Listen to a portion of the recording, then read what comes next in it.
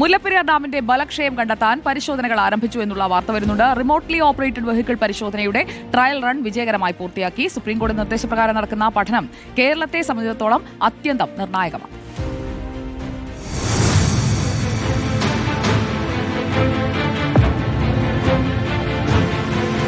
ഫ്രാൻസിൽ നിന്നുള്ള അത്യാധുനിക ഉപകരണങ്ങൾ ഉപയോഗിച്ചാണ് അണക്കെട്ടിന്റെ ജലാഭിമുഖ ഭാഗം പരിശോധിക്കുന്നത്.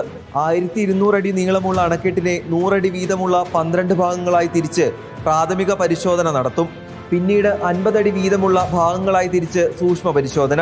ഏറ്റവും ഒടുവിൽ അണക്കെട്ടിന്റെ മധ്യഭാഗത്ത് 10 അടി വീതമുള്ള ചെറിയ ഭാഗങ്ങളായി തിരിച്ച് അതീവ സൂക്ഷ്മതയോടെ ചിത്രങ്ങൾ പകർത്തും. 2011 മാർച്ചിൽ പരിശോധനയ്ക്ക് കേരളം ശ്രമിച്ചിരുന്നുവെങ്കിലും സാങ്കേതിക തകരാർ മൂലം അത് മുടങ്ങുകയായിരുന്നു. ദുരന്തത്തിന് മുമ്പ് അല്ലെങ്കിൽ ദുരന്തം ഉണ്ടാകുന്നതിന് മുമ്പ് ഇതിന്റെ ഘടന കൃത്യമായി പഠിക്കണമെന്നും 14 വിധിക്ക് ഈ ഡാം ബലവത്താണെന്ന് സുപ്രീം കോടതിയെ ധരിപ്പിക്കുവാൻ ഉന്നതാധികാര സമിതികളുടെ റിപ്പോർട്ടിന്റെ അടിസ്ഥാനത്തിൽ തമിഴ്നാട് കാണിച്ചതിന്റെ തുടർച്ചയായിട്ട് വേണം ഇപ്പോഴും ഈ ചർച്ചകളെല്ലാം ചേർത്ത് വായിക്കുവാനെന്നുള്ള ഒരു സന്ദേഹം കൂടി ഈ വിഷയത്തിൽ ചേർത്ത് വയ്ക്കുവാൻ ഞങ്ങൾ ആഗ്രഹിക്കുന്നു. അണക്കെട്ടിന്റെ ഭിത്തിയിലെ പ്ലാസ്റ്ററിംഗ് ഇളകിയതായും നിർമ്മാണത്തിന് ഉപയോഗിച്ച തുർക്കി മിശ്രിതം ഒലിച്ചുപോയി കരിങ്കല്ലുകൾ തെളിഞ്ഞതായും നേരത്തെ കണ്ടെത്തിയിരുന്നു.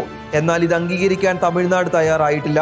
നവംബറിൽ മധുരയിൽ നടന്ന യോഗത്തിൽ കേരളം ശക്തമായ സമ്മർദ്ദം ചെലുത്തിയതോടെയാണ് ഇപ്പോൾ പരിശോധനയ്ക്ക് തമിഴ്നാട് പച്ചക്കൊടി വീശിയത്.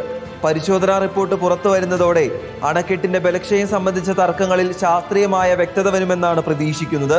റിപ്പോർട്ടർ, ഇടുക്കി.